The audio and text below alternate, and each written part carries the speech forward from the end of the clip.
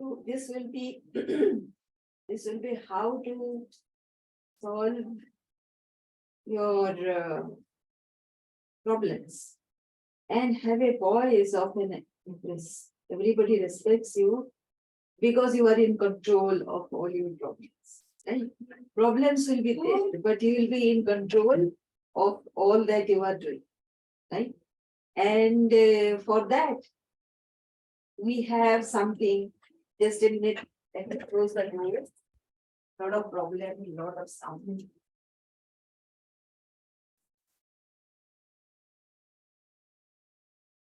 Sorry about that. So how to develop poise? The first part we have already discussed yesterday, wherein we discussed about getting over your insecurity, and that is basically a fear, right? And we can write it out right away in 10 minutes. Just I have created all those uh, templates, and yesterday we discussed about that. Let me share the same thing, and today also we'll extend that. So this is how to command with the poise. So and one thing about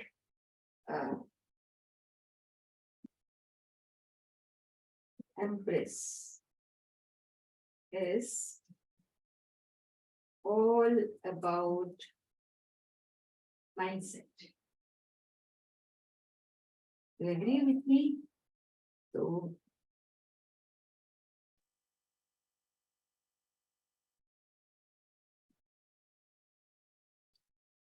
let us start with what Lewis Howes has to say about mindset. So he says, this is about the next site is healing your past.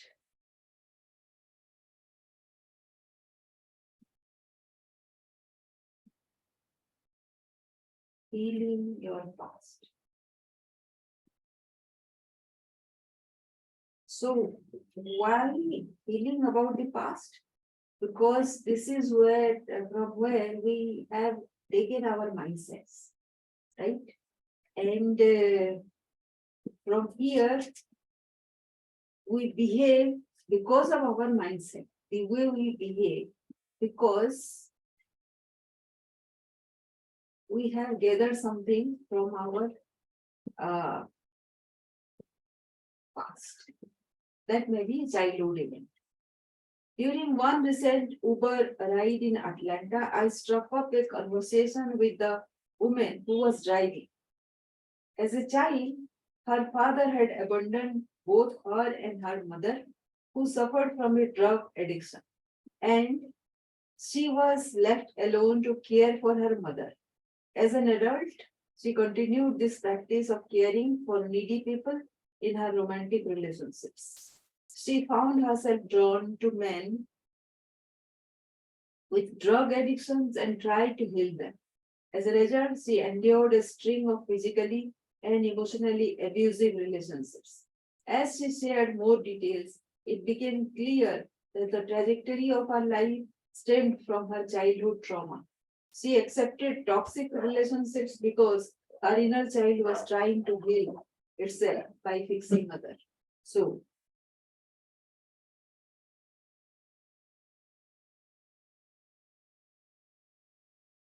attracted to toxic relationships and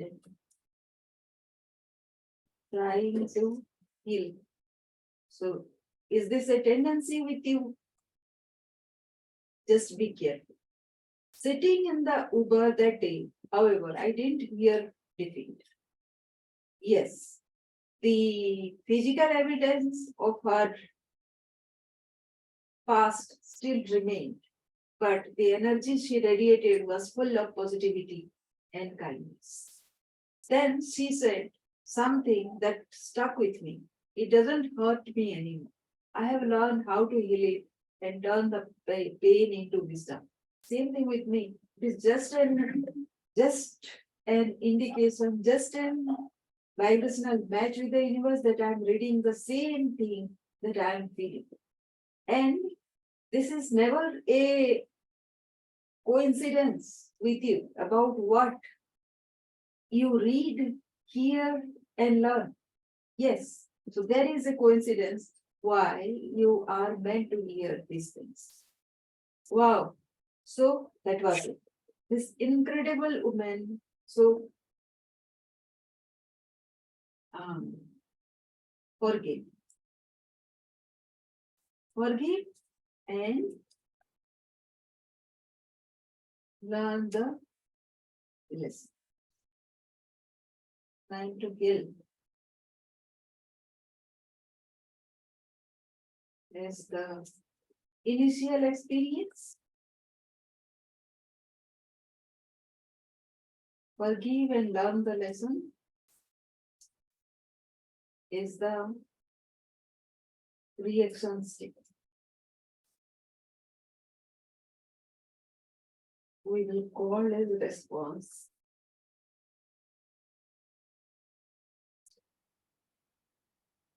This incredible woman was in the process of becoming something new, something not determined by her past trauma. In fact, she was healing her past so she could move forward in a healthy way. She told me how she was now married to a wonderful man. The two of them had a blended family whom they supported together as a team. She had taken intentional action to bring the cycle of trauma to an end. Whatever your trauma, and we all have past trauma of some sort, if left unhealed, it will direct your future too. Trauma perpetuates trauma. To stop the cycle, you have to let your adult self make the decision instead of the younger wounded self. My own healing journey has revealed a lot about my inner child and his needs. In the midst of some of my own relationship struggles, I was fortunate to interview Dr. Ramani Durvasula, a leading expert on narcissism. She planned that narcissists often go undiagnosed because they refuse therapy. Therapy forces a person to face their decisions and consequences. Narcissists would much rather project their problems onto someone else and play the victim. When Ramani said this, something clicked for me. In three different relationships, I had asked each girlfriend to attend couples therapy with me, and each of them refused. I was so confused by that. I thought most women would love a guy willing to talk about his feelings and work on their relationships in therapy. Yet, even in the instances when the relationship was in total disrepair, and I finally convinced them to go talk with someone, they would not listen to the therapist. Now, I'm not saying I was perfect in any of my past relationships. Far from it. Past of the Part of the problem was, of course, me. I could not set appropriate boundaries in my relationships because I was willing to sacrifice part of myself just to keep peace and make others happy.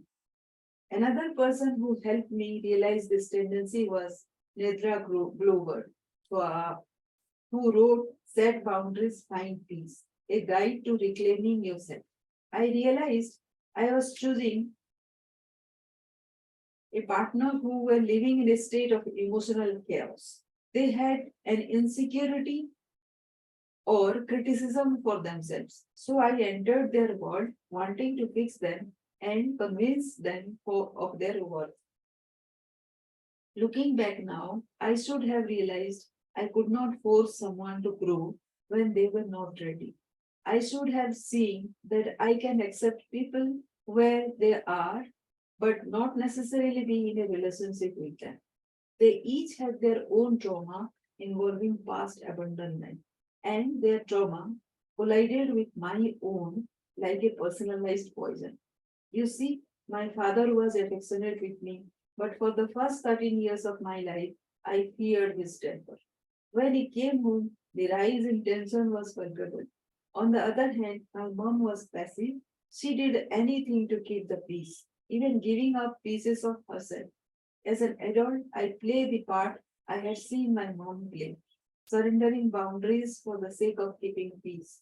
I remained in toxic relationships far too long, thinking I could fix them.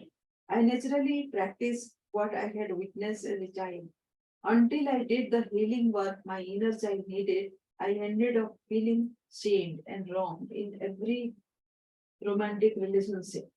Everything would start fine, then my triggers would activate. I could see the relationship was not working, but both my fear of being alone and my commitment to succeed drove me to try anything to make it work, even abandoning myself. Yet, all along I felt I was not being true to myself and resented myself for losing my voice. So, the third thing is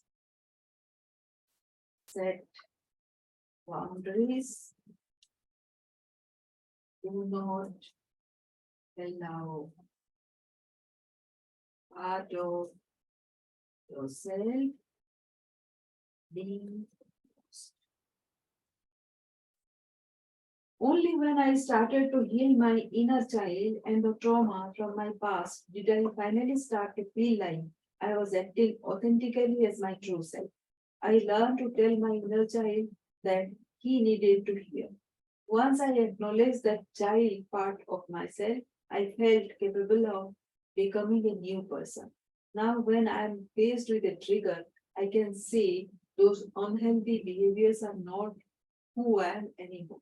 I do not have to react emotionally or continue the unhealthy patterns of my previous self. Don't get me wrong. It is an ongoing healthy healing journey. I have to continually remind myself that I am a new person and no longer need to react to the fears I held as a child. So the healing, the healing is an ongoing journey. It never gets completed. Once you have those kind of experiences, those will come up in several forms, in different forms at different moments. So every every time you have those triggers, that had to be reminded that you are not that person anymore. I had other wounds to heal with my inner child too. As I wrote about the mask of masculinity, I suffered sexual abuse as a child. I was teased for being a special needs classes in school. My brother went to prison when I was 8. I essentially lost my father after a car accident resulted in severe brain trauma that changed him forever. All this trauma caused a constant fear within me that I was not enough. Dr. Gabor Mate is an addiction expert who also specializes in childhood trauma. He was educated the uh, he has educated the public on how childhood trauma can lead to self-soothing addictions. These addictions go beyond alcohol or drug addiction. If you get the message that you are not good enough, that that you are not worthy enough, says Dr. Weber, then you might spend the rest of your life trying to prove that you are. Such children can grow up to be extreme people pleasers, like myself, who sacrifice parts of themselves in an attempt to feel enough. Do you feel that you are not enough, not worthy? If so, it is an indicator. It is an indicator to work or with a child. My solution was to become the biggest, strongest athlete so no one could make me feel small again. And in some ways, it worked. It got me external results, but it also left me even more insecure and ashamed about my past. It wasn't until I started healing the past that I could experience any inner peace. The truth is, most people have a traumatized inner child with unmet needs. Often, like in my own case, this child's coping mechanisms are not healthy. The only way to move on from these unhealthy habits is to reconnect with the inner child and give the child what was needed in the first place.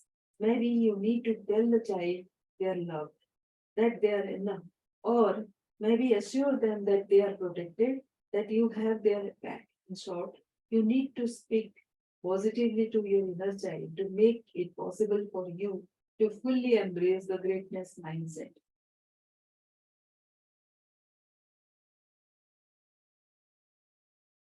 Next is the unaddressed trauma.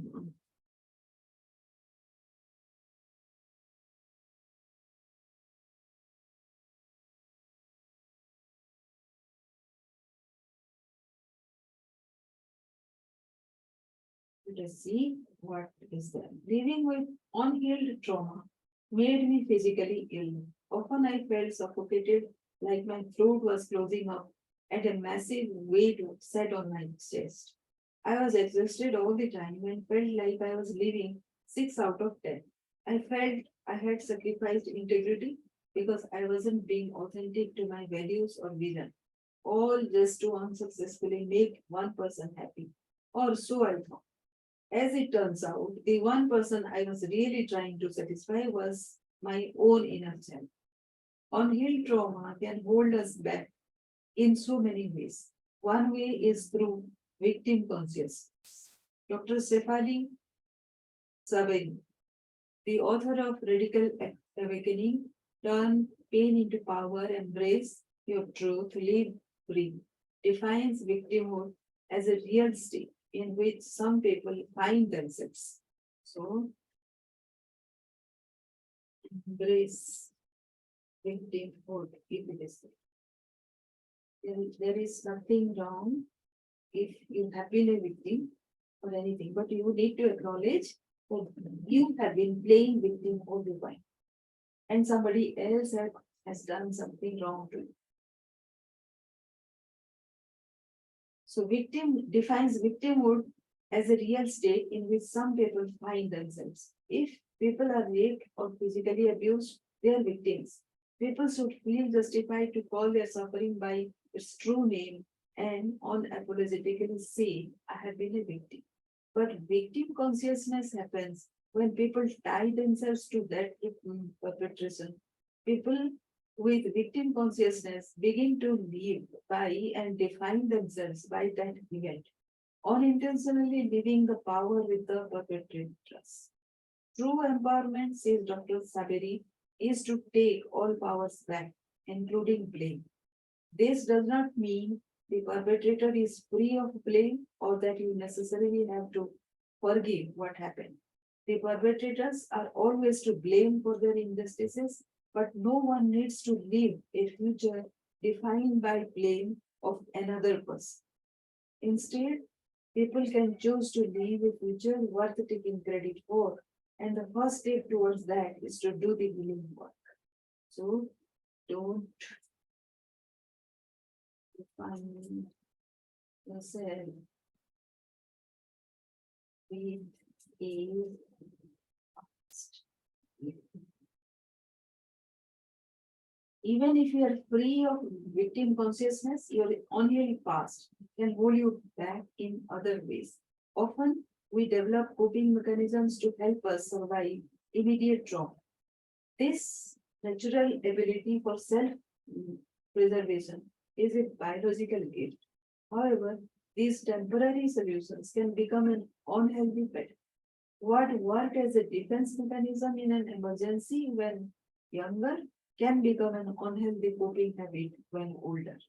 Dr. Nicole Lapera, author of How to Do the Work, recognize your patterns, heal from your past, and create yourself, shared an example of someone who did not feel accepted when they displayed sadness. This person might learn to avoid similar trauma by bottling their emotions in the future. The appeal of those coping mechanisms is the relief they give in the moment. With enough repetition, unhealthy coping can become second nature. Dr. Lapira, Dr. Lapira, stress loops became her familiar coping mechanisms. At one time, she did not have the tools to combat the stress in her life, so she found solace in the excitement of the stress. Stress gave her an adrenaline rush, a heat of cortisol, and that was the best she could do at that time. She told me she now sometimes find herself seeking negative reviews for the agitation they create. Why? Because it is a familiar state. Our subconscious, says Nicole, operates from the familiarity principle.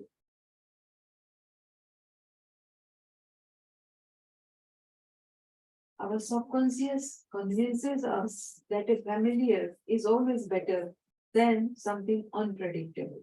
Even if, and this is important, taking a new approach might turn out better. So,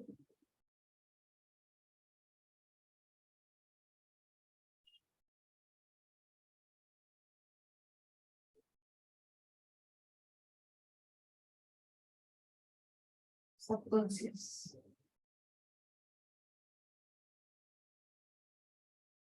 We should call this as untrained or ill-trained subconscious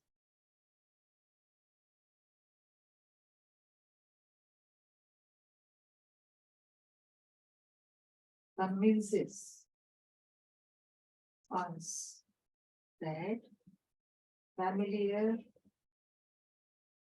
is better.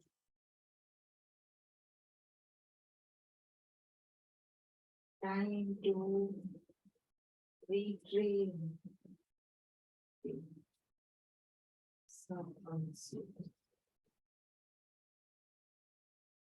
My own familiar state often held me in toxic relationships.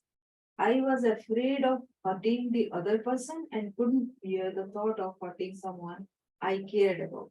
Plus, I was afraid of others' judgment since she might talk badly about me afterward. Over the course of a year, I engaged in therapy to intentionally find peace. At the beginning of the year, my therapist asked me an empowering question. What is your intention for therapy? I said, I want clarity, peace, and freedom. In every session, she asked me the same question. What do you want? I gave the same response. Clarity, peace, and freedom. At the end of the year, she asked, have you found this? And here is what I realized. I didn't find these things. I had become them. I'm peace. I'm clear. I'm free. I tell you this because before you chase anything in the world, you have to be your own peace and joy. Be your own peace and joy. How all this is to be done? It is with continuous self-examination and practice. And the writing work that we have done yesterday, that will help. But we can do more writing work to write off our past trauma. The key to being peace is to set relationship boundaries in alignment with your meaningful mission. With people who share and support that mission. This applies not only to romantic partners, but work relationships, family, friends, or anyone close to you. When you take back the power, heal your past, and start aligning with your vision, you will feel unlimited. Your confidence will grow because you will be showing up in a positive look instead of a negative. So, the most important is take back your power to show up. Okay.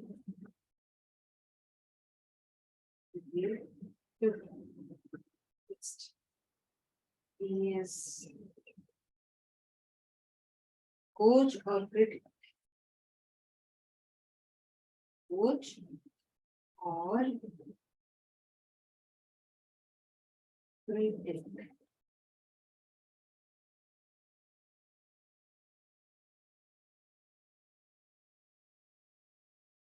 Let us return to the idea I mentioned earlier that everyone has an internal coach and critic. I experienced firsthand the difference between a demanding yet encouraging coach versus a purely negative critic. A loving coach will challenge you to become your greatest without degrading you. Life works the same way, except you are your own most effective coach or critic. You get to intentionally choose to be the inspiring coach who accepts yourself as the work in progress that you are. So you are, you are work in progress for your own inner coach who sets you completely.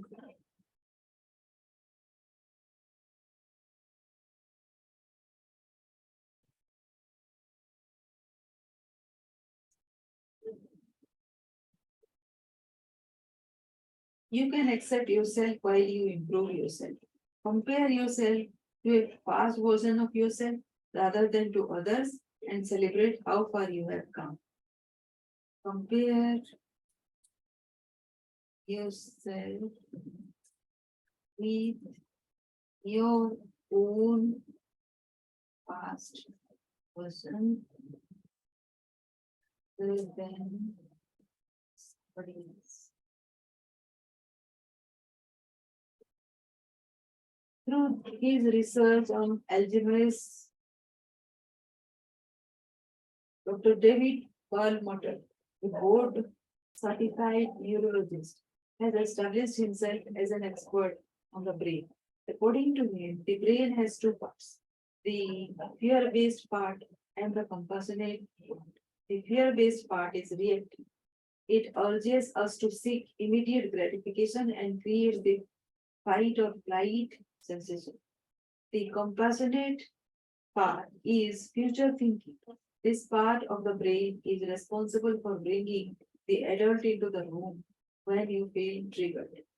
The adult makes conscious, clear minded decisions as investments in the future.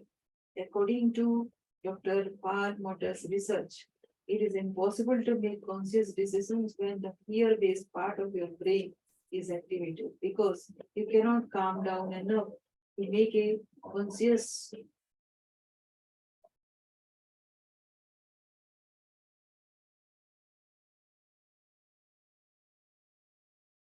decisions when the fear-based part of your brain is activated because you cannot calm down enough to make a conscious decision. That is not what the part of the brain is for. It is for making quick survival decisions. Bring your adult consciousness, which is future invested. What Dr. Perlmutter calls the fear-based state, I call a negative state. Often the negative state involves heightened emotions, which in turn can cause you to react in a way that does not align with your authentic self. The opposite, the positive state, allows you to say, I don't like this situation, but I am going to make a conscious decision not to be triggered by irrational fears. This kind of control requires monitoring your emotions. When I went to India a few years ago, I studied meditation at one World Academy for 2 weeks. We did nothing but meditate. The academy uses another set of terms for these positive and negative states in mind. The beautiful state and the suffering state. The beautiful state is all about living in love, joy, abundance, and appreciation. A suffering state is living in anxiety, stress, jealousy, and doubt. What I learned there is that being limitless is about discovering how to live in a beautiful state of being. This means fostering enduring relationships, conquering challenges consciously, finding fulfillment, and becoming a more compassionate leader.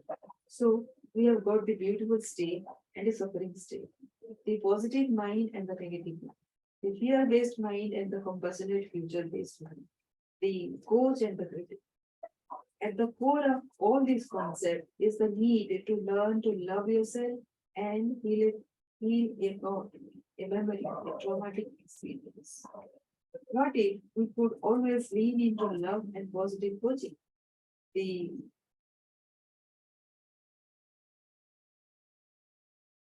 beautiful statement. For that to happen, you must practice dissociating yourself from the past in order to heal it. Dissociate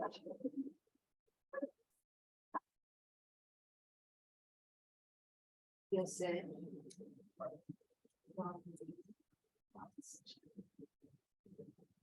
As you do so, your journey will still be challenging, but those challenges won't hold you back. Instead, they will give you more power to lean forward because you won't be living in fear of future, success, or judgment. The fear based critic will tell you, I'm not enough. The love based coach will reinforce you one another. I love you for where you are at, and let us also improve and grow. Growth and healing will be an ongoing process. The hero says, this adversity is not going to define the rest of my life. It is a roadblock. It is not the end of the road. And this hurdle is going to make me so much more powerful when I learn to get over it. If you want to create a greater future, it is not going to happen by accident. It is going to happen because of intentional actions based on a clear vision. And you simply will not have a clear vision as long as you live in chaotic state of mind.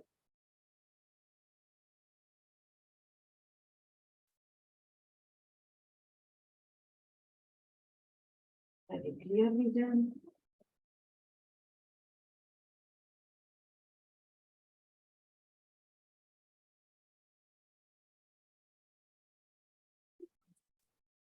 Powerful as you learn the lesson and get over it.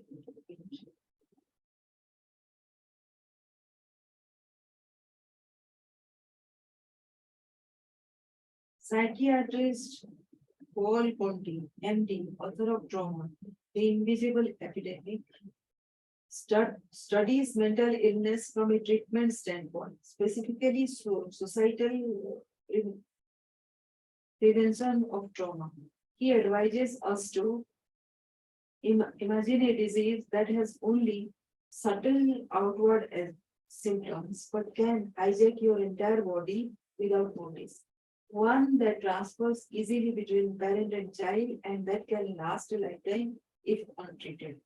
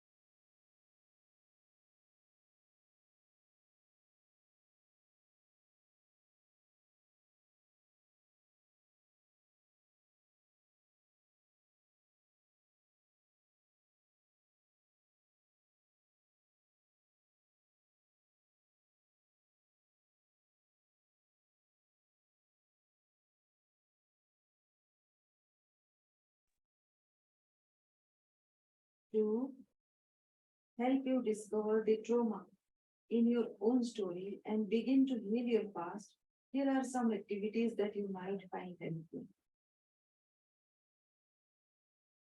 Exercise 1. your coping mechanism. Your coping mechanism. Everyone has ways to numb pain, cope with disappointment, or process triggered trauma. This can be everything from the extreme drug addiction like thing to more acceptable ones, workaholism.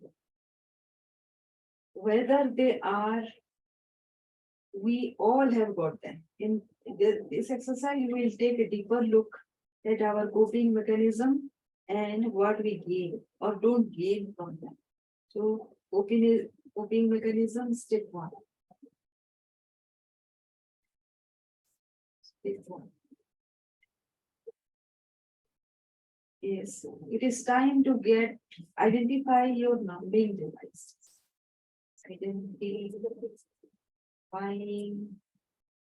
your numbing devices. What are those? Do you drink alcohol?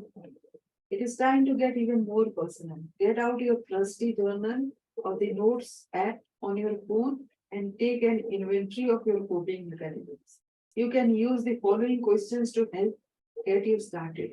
These questions are not meant to incite self judgment, they are intended to help you identify the powerful things in your life that help you numb your pain. Numbing devices without self judgment and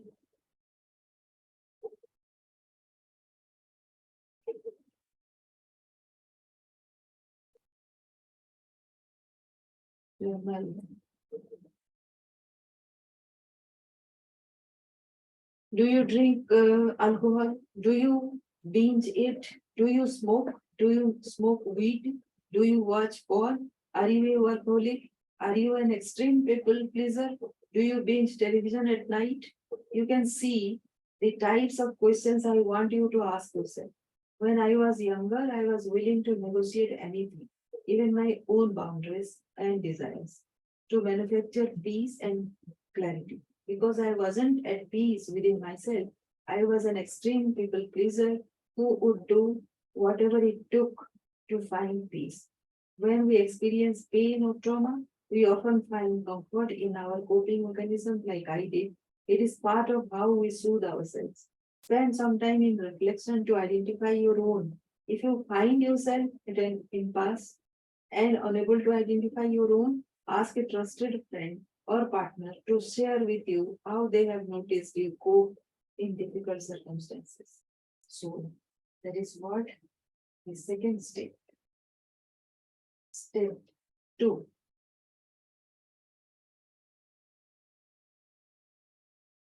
What do I get from these incidents?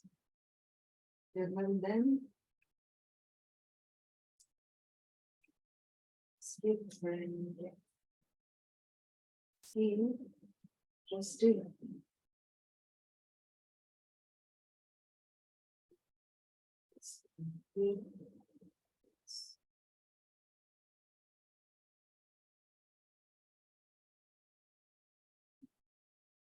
Next, I want you to investigate what you receive from these coping mechanisms. You may note that I have called them addictions because that is what they can become. When you have tried and true methods to numb your pain and avoid feeling our feelings, we have been given something else, control of our well-being. Take a moment to review your list of coping strategies. How are they providing value to you? When you work too much, are you able to stop intrusive thoughts? When work too much, you stop intrusive thoughts. When you drink alcohol, are you able to feel like you can laugh easier? When you smoke weed, is that the only way you have been able to find enough calm to go to sleep? Are you dependent on any of these activities? There are no wrong answers. I want you to take an honest look at your coping strategies and identify their effect. If they weren't serving you in some fashion, you wouldn't keep turning to them. Write down everything that comes to mind. Step 3 is my highest self, served by these addictions. At this point, you have discovered your sweet spot. You have done some work around your purpose and you have identified your path of growth. To get to where you want to go, you will need to become the highest version of yourself. I want you to take a moment to visualize your higher self.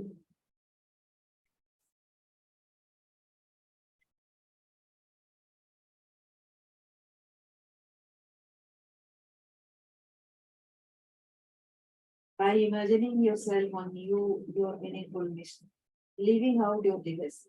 Does this version of yourself numb the pain, or do you do whatever you can to face your pain? Coping mechanisms serve us well until we are ready to move from numbness into fighting joy.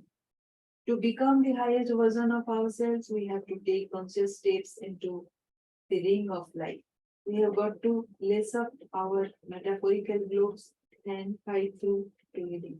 What do you need to do to get yourself ready for a fight? If you were to stop cold turkey with any one of your dependencies, what would you need to help you do it?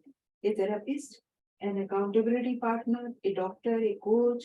Spend some time thinking about the emotional, spiritual, and physical equipment you need to move away from your dependencies and into the realm of living. Addictions are dependencies. When you are ready, write them down. So you are amazing. This exercise might have been challenging for you. It took me years to identify my own dependencies and gain the ultimate courage. I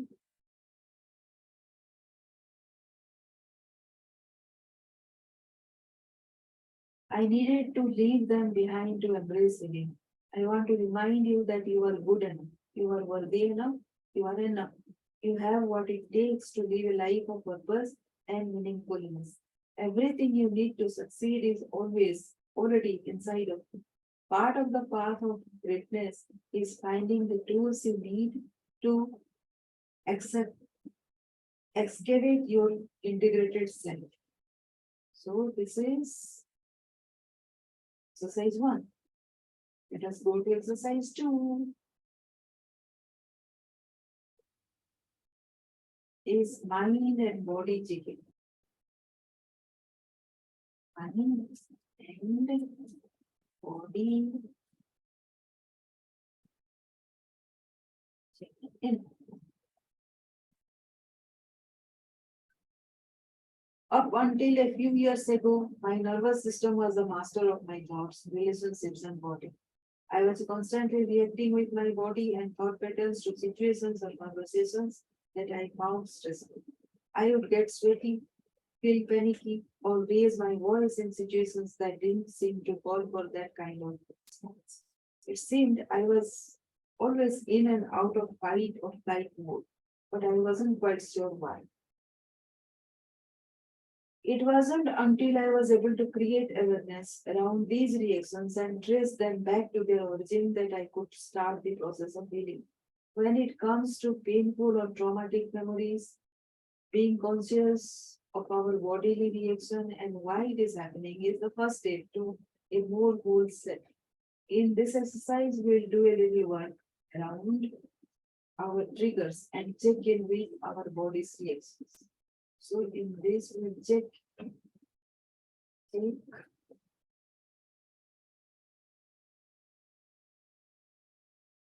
Well,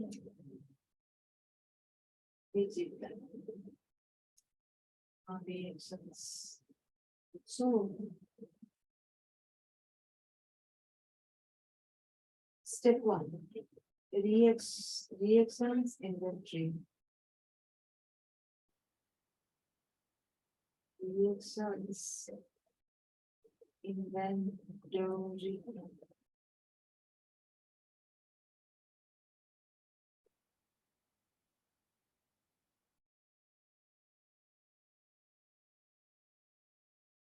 The first step to becoming conscious of our bodily reaction to being triggered is to take a step back and assess things when we are no longer feeling those reactions.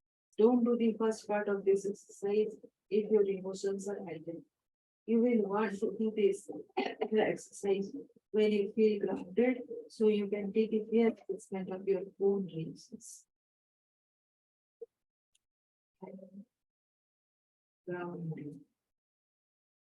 Before you do so, get your journal or a sheet of paper and spend some time reflecting on and answering these questions. When do you get it? What annoys you about people? When do you feel the loneliness? What happens right before negative self-talk happens? When do you feel the saddest? When do you feel reactive? What are the situations in which you feel out of control? What situations bring on anxiety or panic attacks? The key here is to get you thinking about your physical and emotional reactions from a conscious place. We want to get to a place where we can be in a position, energetic state, even when we are triggered. When we are in this empowered state, we can better create abundance and opportunities and set out on our meaningful missions. Step two, identify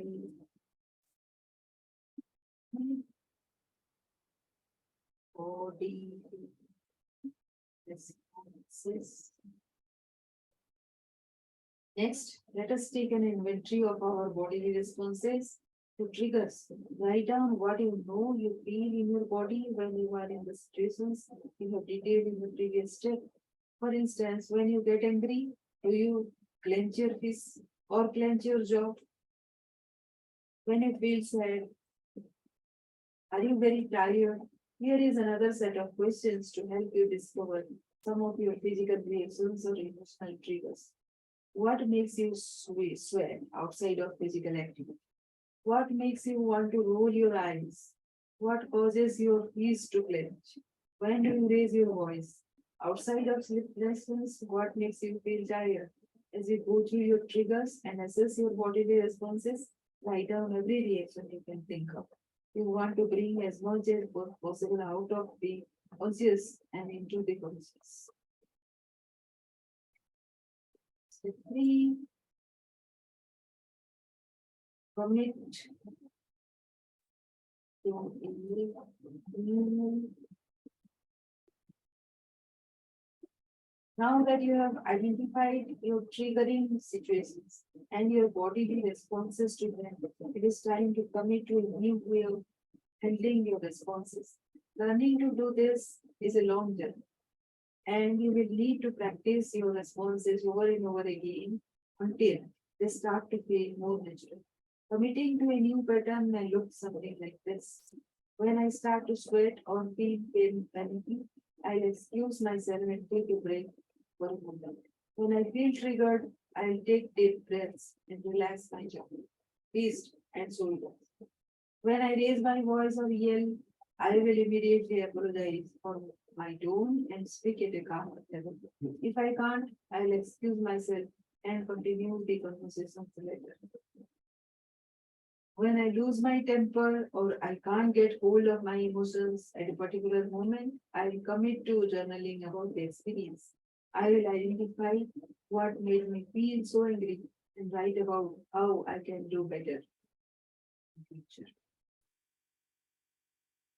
What would you do? What would do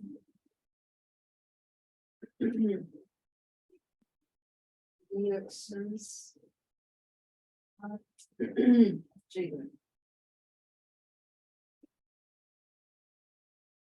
As you think about your responses, take your meaningful mission into account. As a person with a meaningful mission, how do you want to respond in triggered situations? Is there a way you can respond that gets you closer to your mission? How can you be consciously responsible in your responses? We all have bodily responses to triggers because we live in some pain from our past. Bringing our reactions out of the unconscious and into the conscious is one way we nurture and love ourselves better. Life is long and sometimes brutal. Regardless of feeling and changes in behavior, we will still react physically or stressful or scared situations. It is one of the gifts of our bodies.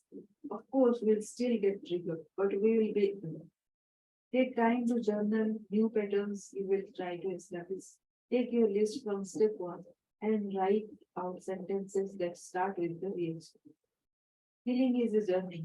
The goal of healing our triggers isn't to never to be upset or triggered. Our goal is to understand the things that hold power over us. Our goal is to acknowledge the things that cause our bodies, minds, and spirits to react, either by fighting, raising, or feeling. What kind of person do you want to be?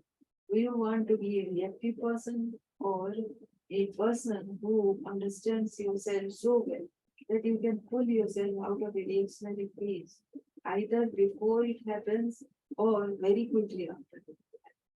When you create awareness around your triggers, you will start feeling, allowing yourself to feel safe and better care for yourself. Have patience with yourself. Healing doesn't happen overnight. It's a healing.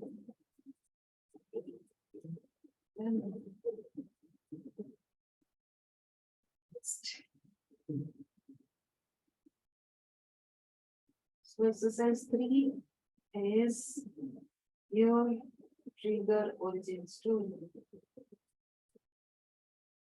Trigger story.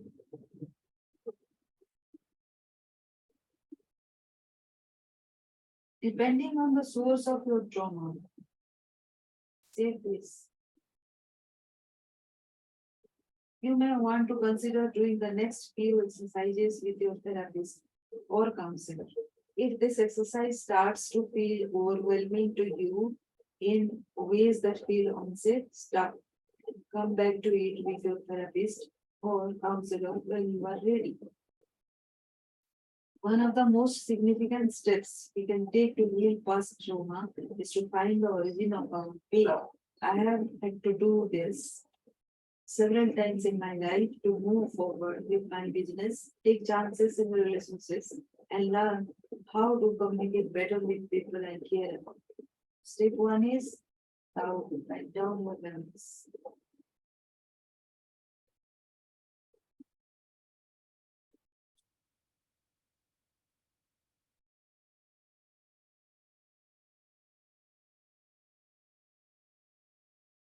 Do you have a list of regrets or a list of memories that cause pain every time you remember them? For instance, do you remember being bullied in school or have a memory of getting humiliated in a group of people?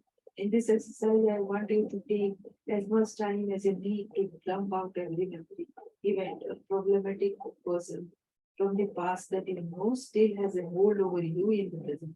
You have already catalogued your bodily responses that you are coping mechanisms. Now it's time to find what drives them. Get out a sheet of paper or your journal and write down every past event that has caused bodily reactions and triggers in your present.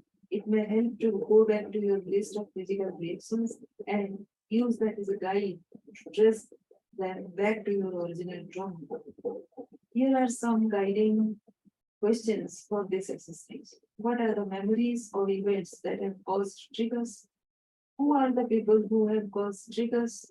What are the sources of your pain? What painful memories can you write down and connect you to this feeling? This exercise may take a few attempts over a few days. Feel free to stop if you seem overwhelmed or triggered just by recalling the memories. Healing is not a straight path. It is a journey, and this stuff on the line might take a few days. Step 2. Write your younger self a letter. Read your younger self a letter.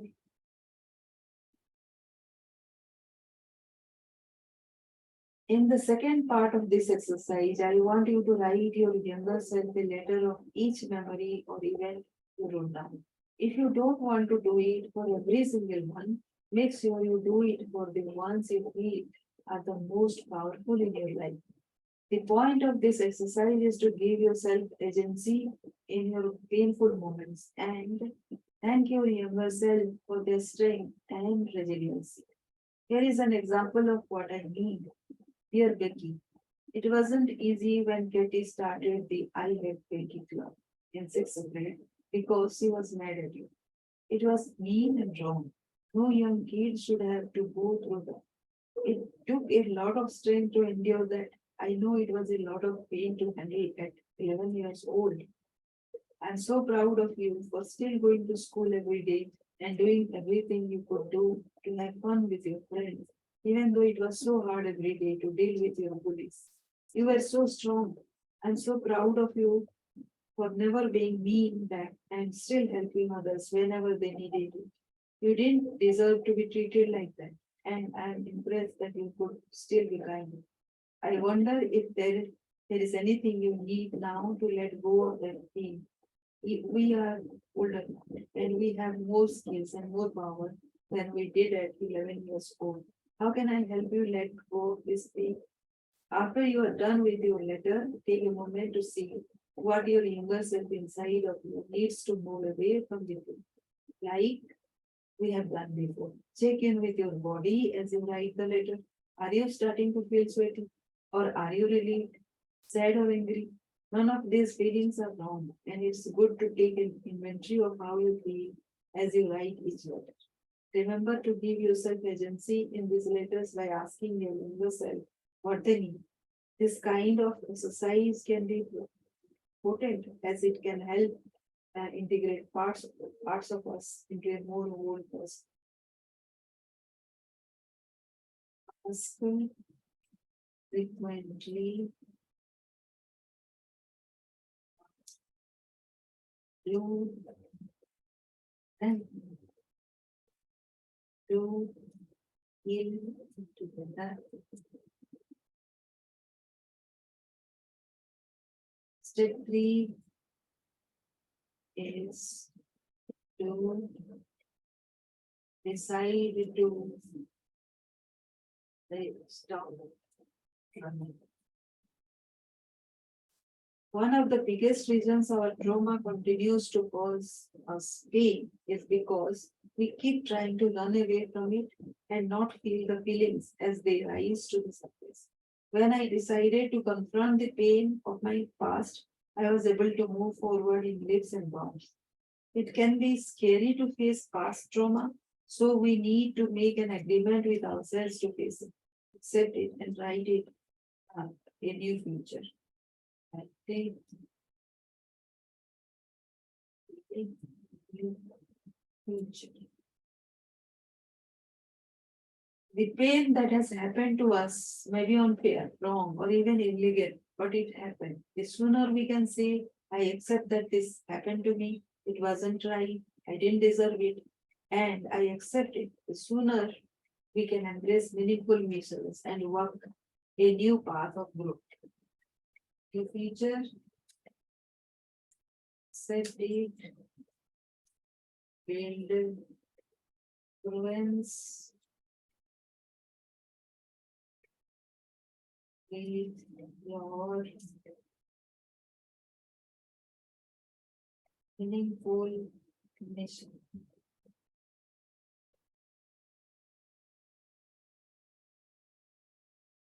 This doesn't mean you need to be friends with the people that hurt you or keep them in your life, but holding on to the pain of the past will only cause you more pain in the future.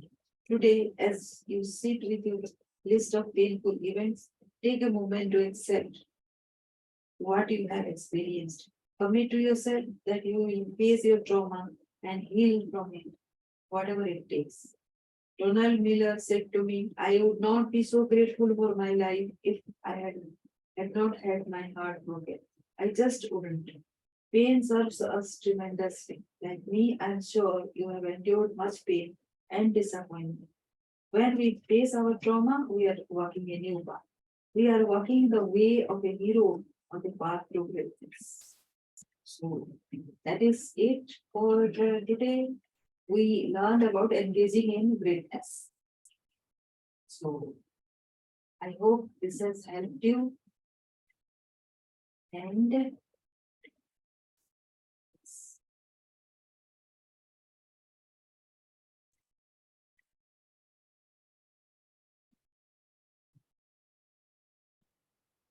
if you like it or you have any questions, write down below. And if you liked it, then like the channel as well and subscribe to it. Thank you for engaging.